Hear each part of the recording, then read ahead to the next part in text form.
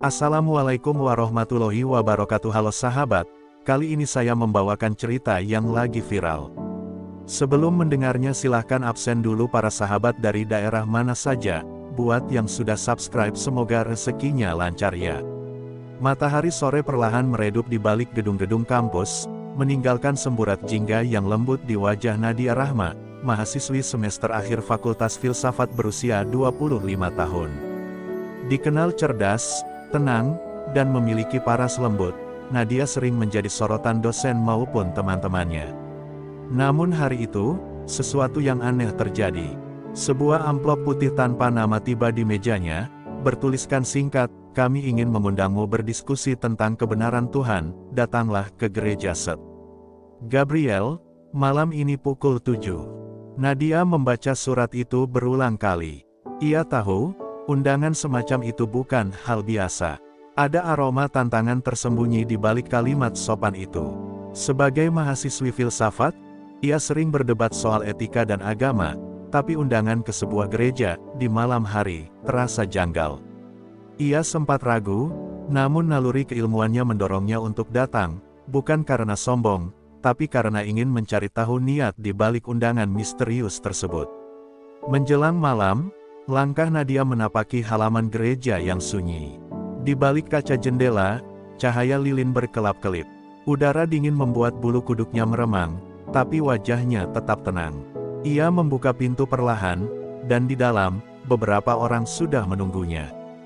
Di antara mereka berdiri Pendeta Markus, seorang tokoh karismatik yang dikenal luas karena pidatonya yang menggugah.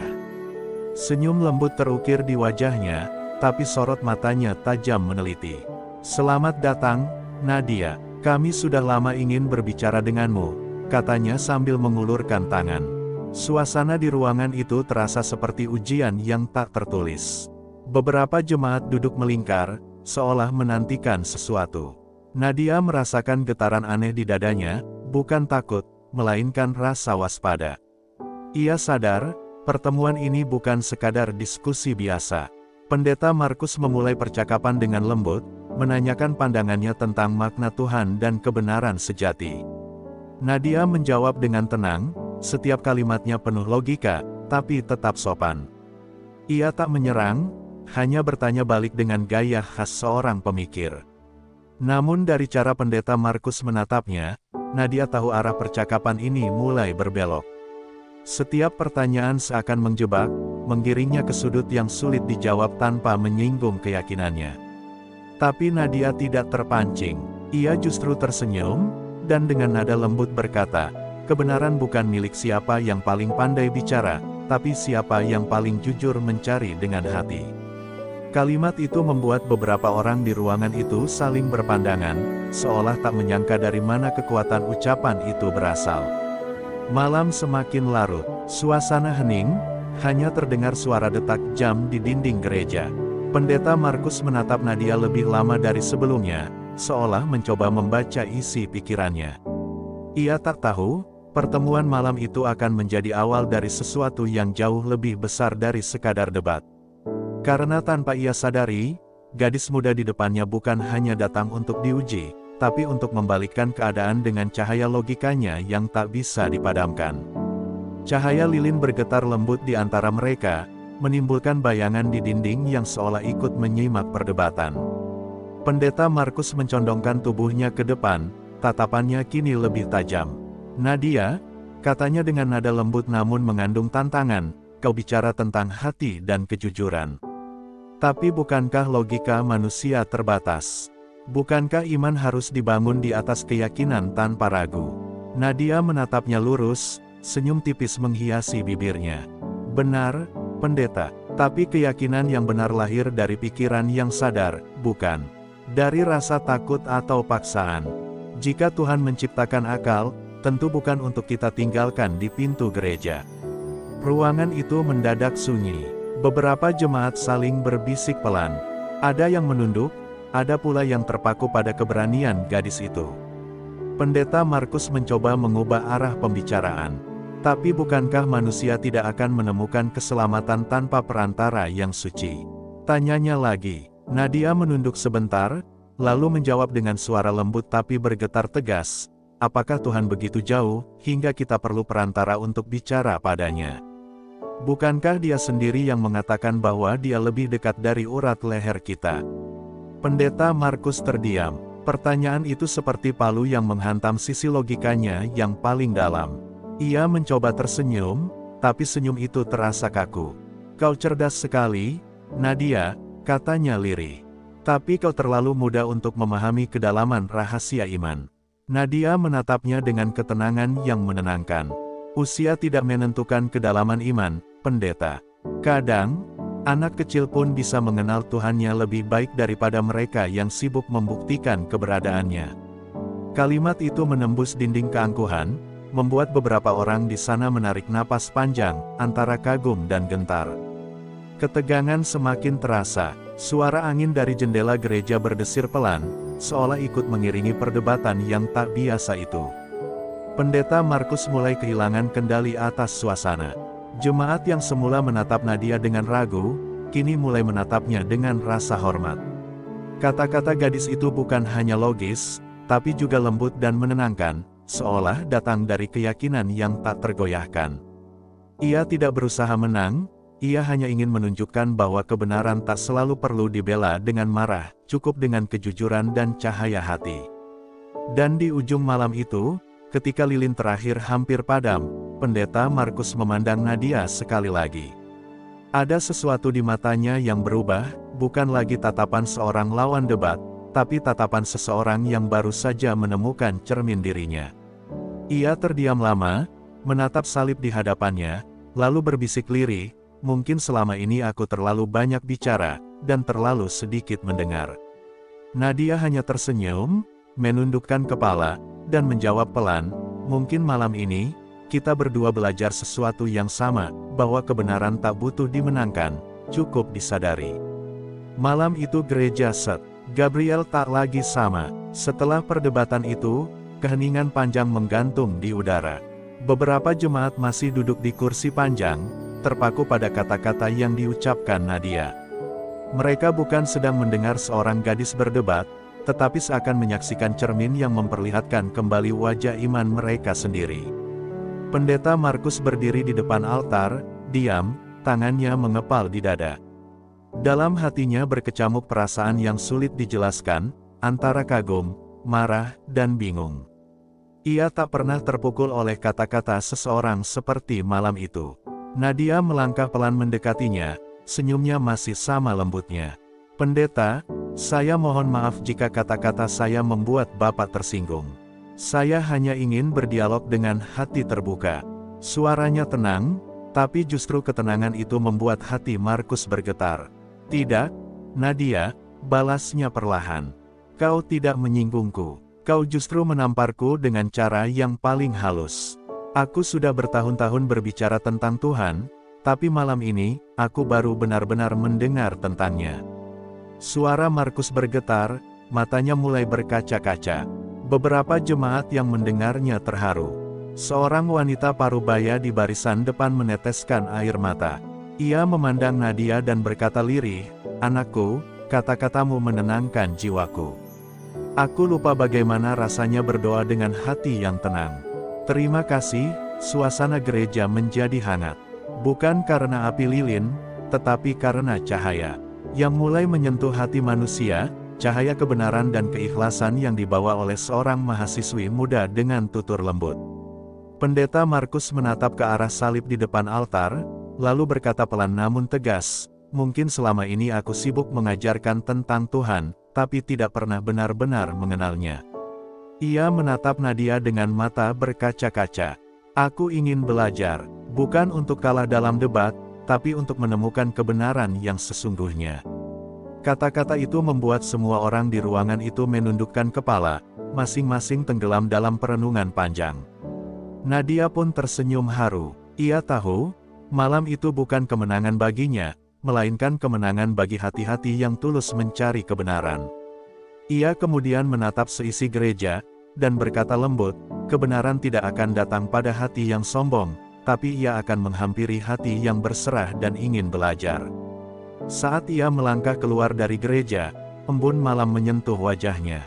Di belakang, Pendeta Markus masih berdiri dalam diam, kini bukan sebagai seorang guru, tapi sebagai seorang pencari. Dan di sanalah, perjalanan baru bagi semua yang hadir malam itu pun dimulai. Sejak malam perdebatan itu, suasana gereja St.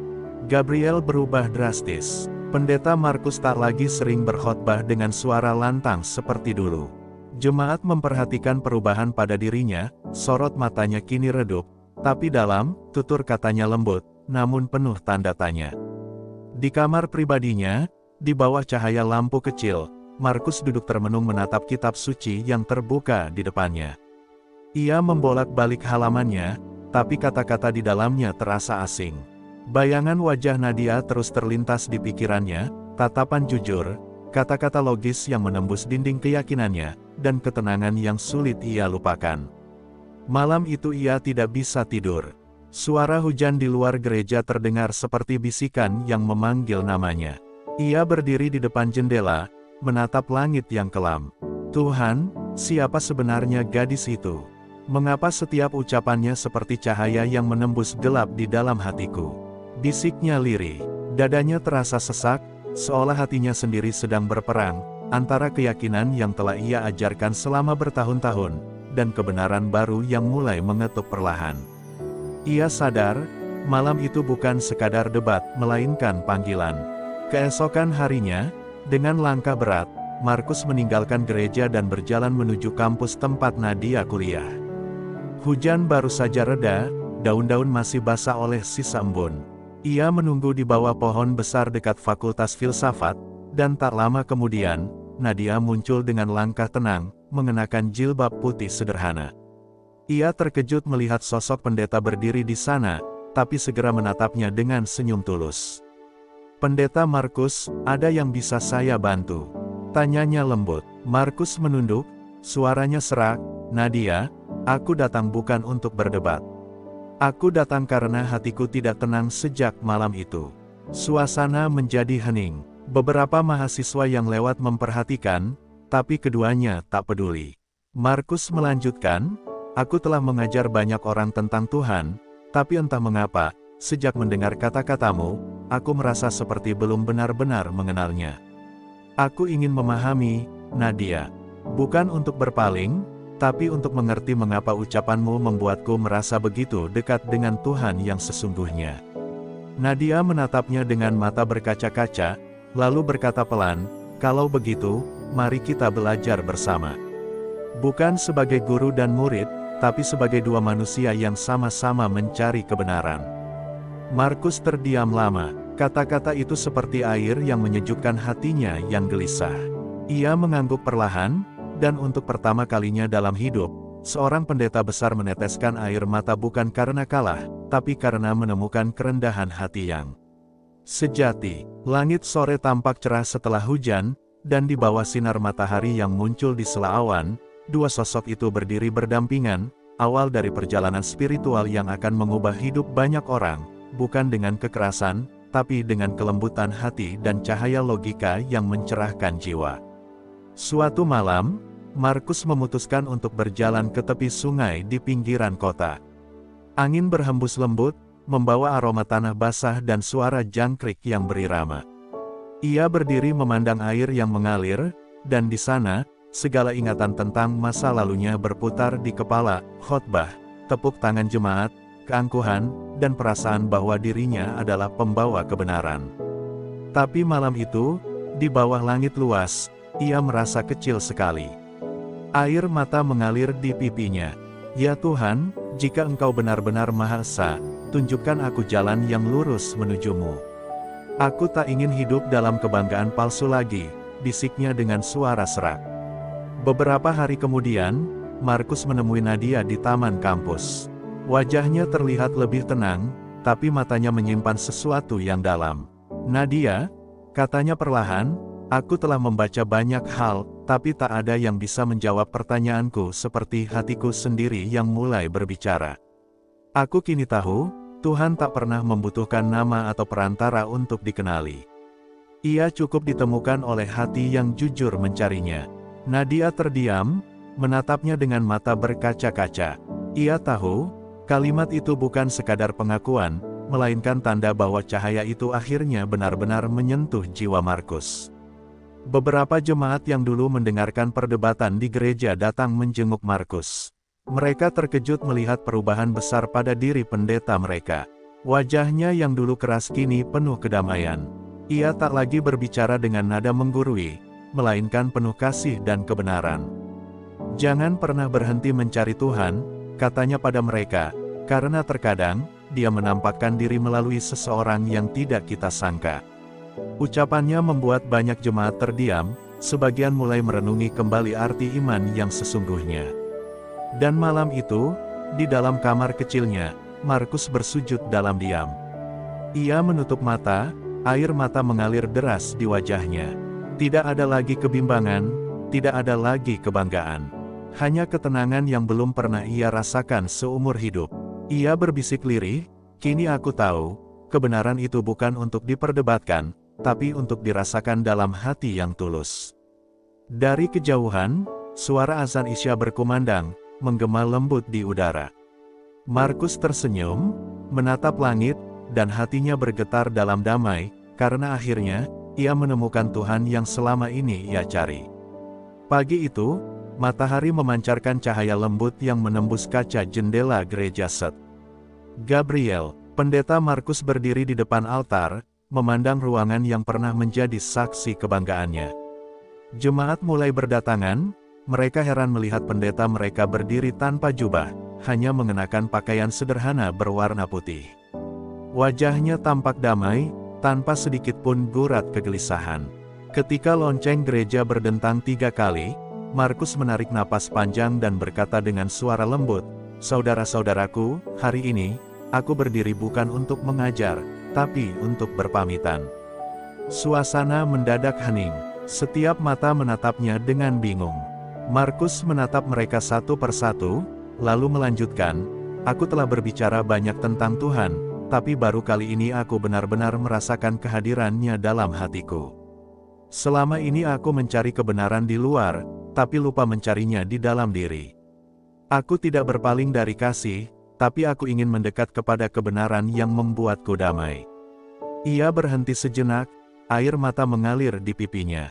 "Aku tahu, ini keputusan yang sulit, tapi hatiku sudah memilih untuk berjalan menuju cahaya yang lebih jernih."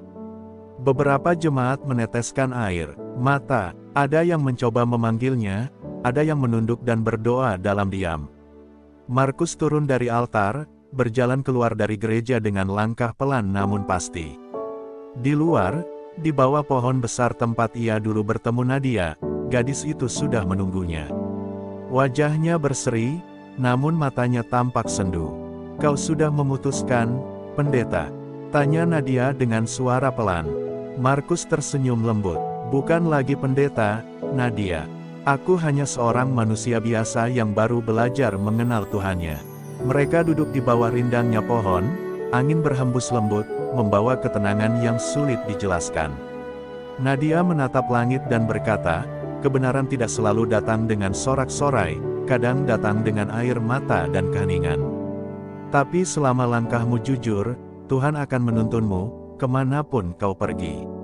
Markus menunduk, mengangguk pelan. "Aku tak takut lagi, Nadia. Karena kini aku tahu, Tuhan tak pernah jauh, hanya kita yang sering berpaling."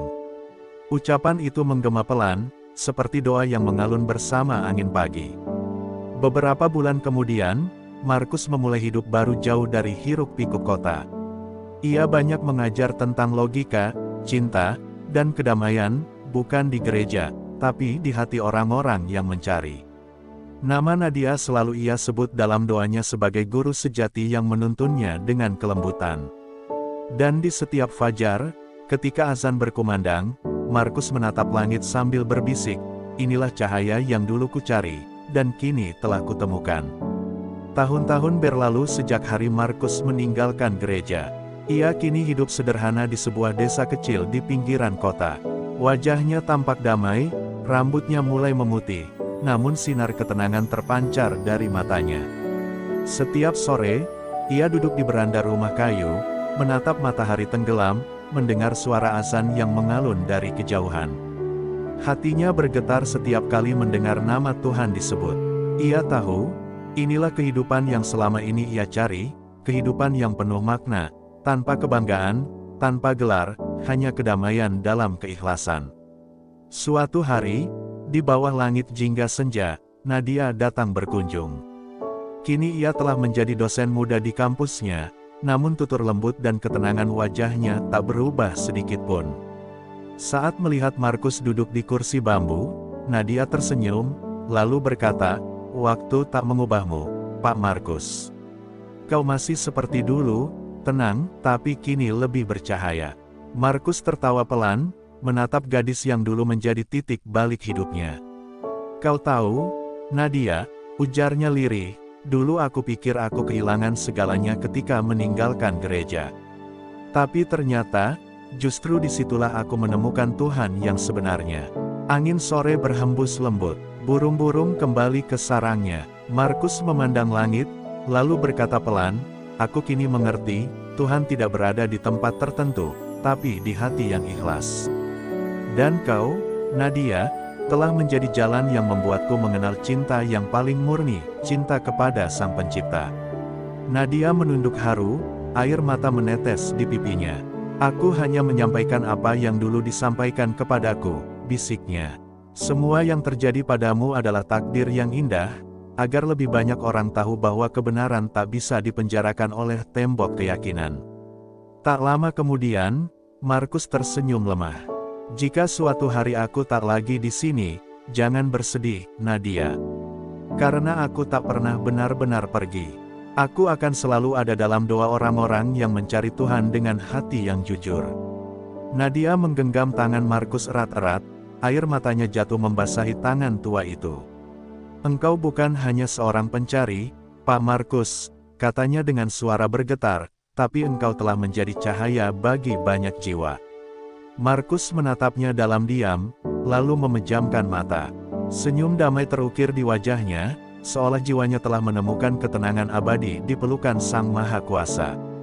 Senja, itu menjadi saksi akhir perjalanan panjang dua jiwa pencari kebenaran. Nadia berdiri memandang langit yang kini berubah jingga keemasan, seolah menyala dengan cahaya suci.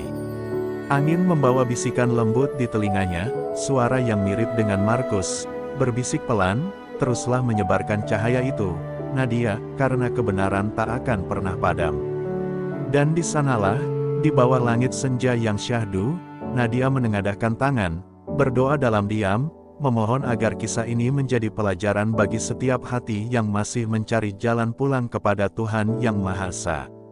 Pagi itu, mentari baru saja terbit, menebarkan cahaya keemasan di atas bukit kecil tempat pemakaman desa. Di sana, Nadia berdiri dengan pakaian sederhana, membawa setangkai bunga putih di tangannya. Di hadapannya terbentang pusara sederhana bertuliskan nama Markus Gabriel, dengan kalimat kecil di bawahnya, "Ia pergi dalam damai, setelah menemukan Tuhan di dalam hatinya." Angin pagi berhembus lembut, menyingkap ujung jilbab Nadia, seolah alam pun ikut berduka dengan tenang. Matanya basah, tapi senyumnya tulus, bukan senyum kehilangan, melainkan syukur atas kisah luar biasa yang telah menuntun banyak hati. Nadia menunduk, menyentuh batu nisan itu perlahan. "Engkau sudah menyelesaikan perjalananmu, Pak Markus," bisiknya. "Dan kini, engkau telah benar-benar pulang.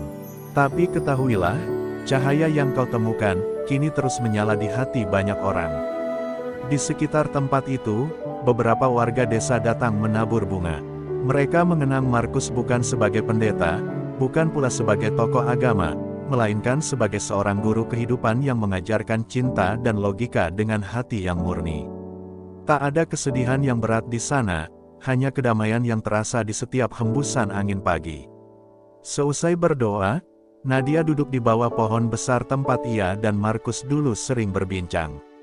Cahaya matahari menembus dedaunan, menciptakan pola-pola indah di tanah. Dalam keheningan itu, Nadia memejamkan mata, mengingat setiap kata yang pernah diucapkan Markus, "Tuhan tidak jauh, hanya kita yang sering berpaling." Kalimat itu menggema di benaknya, meneguhkan langkahnya untuk terus berjalan sebagai pembawa cahaya dan penebar hikmah. Ia tahu, tugasnya belum selesai, kisah mereka harus disampaikan, agar semakin banyak jiwa yang mengenal cinta Tuhan dengan hati terbuka. Di sebuah ruang kecil yang hangat, Nadia menatap kamera untuk merekam pesan terakhir bagi mereka yang telah mengikuti kisahnya. Suasana hening, hanya terdengar suara detak jam dan angin lembut dari jendela yang terbuka. Ia tersenyum, menahan haru yang tak ingin terlihat terlalu jelas. "Teman-teman," katanya lembut, "kisah yang kalian dengar ini bukan sekadar cerita tentang satu pendeta atau satu mahasiswi. Ini adalah kisah tentang pencarian, tentang keberanian untuk mempertanyakan, dan tentang menemukan Tuhan di dalam hati yang tulus." Suaranya tenang, tapi setiap kata menembus hati siapapun yang mendengarnya. Nadia menghela napas, lalu melanjutkan, "Markus Gabriel telah mengajarkan kita satu hal penting, bahwa kebenaran tak pernah dimonopoli oleh siapapun. Tidak ada gelar, tidak ada jabatan, atau ritual tertentu yang bisa memastikan kita lebih dekat dengan Tuhan. Yang paling penting adalah hati yang jujur, yang terus mencari, yang tak takut untuk belajar dan mendengar." Ia menunduk sejenak, menatap tangan yang ia genggam di pangkuannya. "Jika ada satu hal yang saya harap kalian ingat, itu adalah, jangan pernah berhenti mencari cahaya itu." Suasana menjadi hening sejenak, hanya ada cahaya matahari sore yang menembus jendela. Nadia menutup rekaman dengan doa singkat, suaranya bergetar lembut, "Ya Tuhan, semoga setiap hati yang menonton ini diberkahi, dilindungi, dan selalu diberi kemampuan untuk menemukan kebenaran sejati dalam hidup mereka. Semoga cahayamu terus menyala di setiap jiwa yang tulus mencarimu." Suara doa itu membawa ketenangan, seolah setiap kata menyentuh hati para penonton yang mendengar, menembus layar, dan menghunjam ke dalam jiwa. Di senja yang tenang itu, Nadia berdiri di tepi bukit, menatap jauh ke cakrawala. Angin lembut menyentuh wajahnya, seolah membawa pesan dari Markus yang kini telah pergi, meninggalkan jejak cahaya dalam hidupnya. Ia tersenyum lembut, menyadari bahwa setiap langkah yang mereka lalui bersama bukan sekadar perjalanan dua jiwa, tapi pelajaran untuk semua yang mencari kebenaran dengan hati yang tulus. Cahaya itu, bisiknya pelan, akan terus hidup dalam hati mereka yang mau mendengarnya. Nadia tersenyum, menambahkan dengan suara bergetar hangat, "Jangan takut untuk bertanya, jangan takut untuk belajar, dan jangan pernah berpaling dari hati yang ingin mencari kebenaran. Setiap langkah kecil yang kita ambil untuk mendekat kepada Tuhan, akan membawa kita pada damai yang sejati." Ia mengangkat tangan seolah memberi berkah, dan senyumnya menembus layar, menenangkan setiap penonton yang menonton di rumah mereka. Di akhir, Nadia menutup dengan kalimat yang lembut tapi penuh makna, "Semoga kisah ini selalu mengingatkan kita bahwa cahaya kebenaran tidak akan pernah padam di hati yang tulus." Terima kasih telah menjadi bagian dari perjalanan ini. Semoga Tuhan memberkati kalian semua, selalu menuntun langkah kalian, dan menyalakan cahaya dalam hati kalian setiap hari. Amin. Suara tepuk tangan dan doa hening bergema di udara, mengakhiri kisah